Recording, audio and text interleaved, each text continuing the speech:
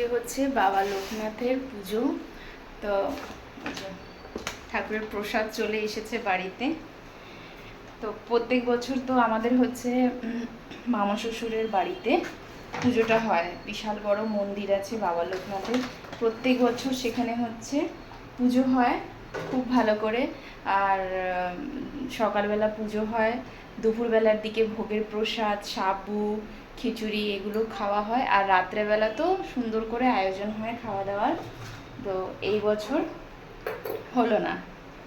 তা আপনাদের দাদাভাই হচ্ছে অফিস থেকে এসেই প্রসাদ আনতে একটু গেছি। ভাত বসিয়েছি, বললাম ভাতটা রান্না করে রাখি। দুপুরের তরকারি রয়েছে, মিক্স তরকারি। আর হটপট নিয়ে গেছিলো, দাঁড়ানটা খুলি। খিচুড়ি নিয়ে এসছে, সবজি, খুব সুন্দর গন্ধ বেরিয়েছে খিচুড়ির।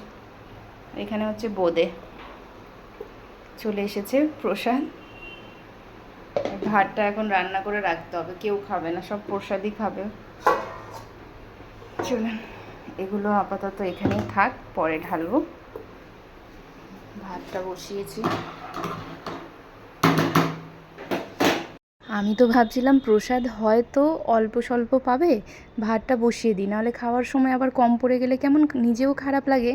এদিকে দেখি আপনাদের দাদাভাই হটপট ভরে হচ্ছে খিচুড়ি আর সবজি, বোঁদে এগুলো নিয়ে আসে। আর খিচুড়িটার তো কোনো তুলনা হবে না।